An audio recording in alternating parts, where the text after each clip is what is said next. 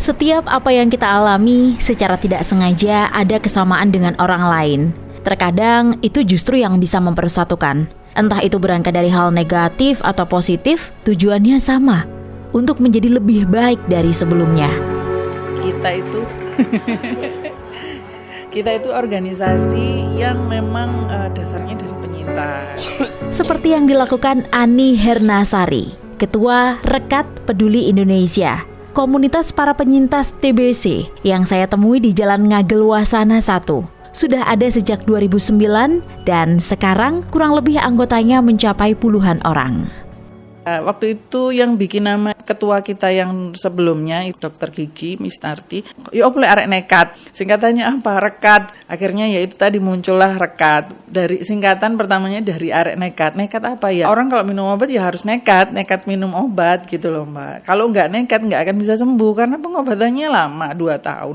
Nah, kita ini TBC yang resisten obat.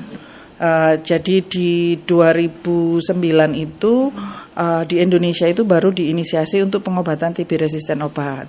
Karena kita setiap hari di rumah sakit ketemu tiap hari, terus habis itu curhat. Nah, karena obatnya itu nggak boleh dibawa pulang dan pengobatannya itu 19 bulan sampai 24 bulan. Panjang dan menyakitkan. Nah, akhirnya yaitu tadi ada paguyuban. Kemudian ada NGO dari Belanda, waktu itu KNCV. Itu yang menginisiasi dulu namanya programnya Challenge TB.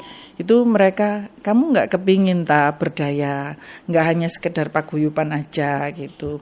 Akhirnya kita diberi pelatihan, setelah diberi pelatihan kemudian kamu nggak kepingin punya organisasi yang legal supaya kamu bisa membantu yang lainnya. Karena kan kalau kita udah sembuh biasanya kalau TBC ya udah. Memerangi TBC bukan hal mudah, tapi juga bukan akhir dari segalanya. Di dalam pikiran dan hati anggota Rekat Peduli Indonesia harus selalu ada harapan menuju kesembuhan. Panjang dan menyakitkan. Saya kan kena 2 kali juga TB. Jadi di 2011 sampai 2013, 2016 kena lagi. Ketularan, tapi bukan yang resistensi, yang biasa. Kalau dulu obatnya itu sekitar 12 sampai 20 butir.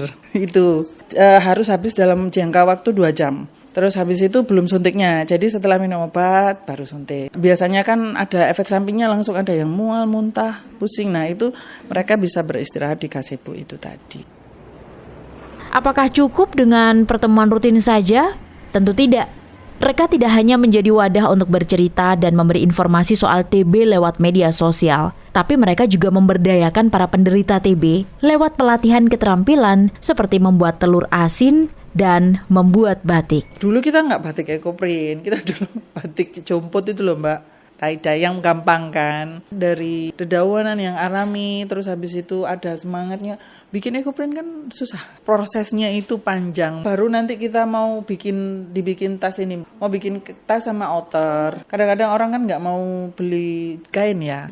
Buat teman-teman yang peduli terhadap TB, atau mungkin yang teman-teman yang masih berobat, butuh teman atau butuh edukasi, kita sangat terbuka. Jadi di sana ada kontak person juga, ada email juga, terus habis itu bisa, kalau di Instagram atau di Facebook kan ada inbox juga, insya Allah kita pasti respon. Jadi orang yang peduli, nggak harus penyintas. Kadang penyintas malah dia nggak mau, aku nggak mau deket-deket lagi, udah trauma. Dia ngerasa bahwa pengobatan TBC udah panjang, lama. Terus habis itu kalau dia masuk lagi takut ketularan lagi. Karena kayak saya, Firman, itu kan sudah pernah.